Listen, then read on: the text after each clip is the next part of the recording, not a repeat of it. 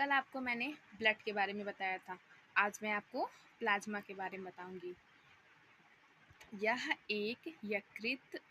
एक रक्त का तरल अवस्था में पाए जाने वाला लाल भाग होता है।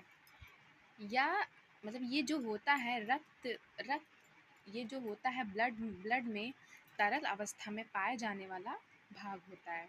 मतलब ये रेड ब्लड सेल में पाए जाते हैं। इसका 90% भाग जल होता है। जो इसका 90% भाग होता है, आधा से ज़्यादा, तो वो लगभग जल होता है। बिलीरुबिन के कारण इसका रंग हल्का पीला होता है। जो बिलीरुबिन होता है, इसके कारण इसका रंग हल्का होता है। तो आपका वाटर हो गया 90%। ग्लूकोज भी रहता है, उसमें खनिज लवण भी रहता है जो कि ऊर्जा का निर्माण करता है। ग्लूकोज और खनिज लवण मिलके इसमें ऊर्जा का निर्माण करते हैं। प्लस प्रोटीन भी होता है। वाटर 90%, ग्लूकोज प्लस खनिज लवण दोनों मिलके क्या बनाते हैं? ऊर्जा का निर्माण करते हैं।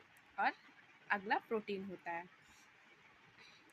नेक्स्ट है इसका thrombin, professor thrombin, ग्लूम्बियन, fibrin, फाइब्रोबिनोज।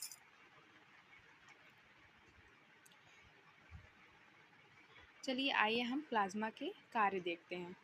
Plasma शरीर में प्रोटीन एवं अन्य पदार्थों को एक स्थान से दूसरे स्थान तक ले जाने का कार्य करता है। जो प्लाज्मा होता है वो हमारे शरीर में प्रोटीन व अन्य पदार्थों को एक स्थान से दूसरे स्थान तक ले जाने का कार्य करता है। नेक्स्ट है आपका प्लाज्मा रक्त में पीएच मान को संतुलित करके रखता है। जो प्लाज्मा होता है वो हमारे रक्त में पीएच मान को बनाए रखता है, मतलब संतुलित तरह से बनाए रखता है। नेक्स्ट है आपका रक्त का थक्का जमाने में सहायक होता है। जिसको कहते हैं रक्त का जो थक्का हो गया, ढेर हो गया, उसको जमाने में ये सहायक होता है।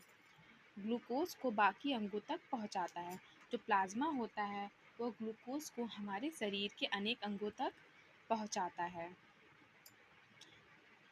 तो ये हो आपका प्लाज्मा शरीर में प्रोटीन व अन्य पदार्थों को एक स्थान से दूसरे स्थान तक ले जाने का कार्य करता है।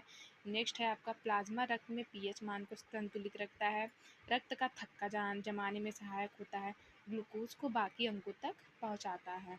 ये जो कि प्लाज्मा का कार्य होता है हमारी बॉडी में। ये हमारे कार्य को और सहायक, हमारे ब्लड को करते हैं, ये सहायक करते हैं।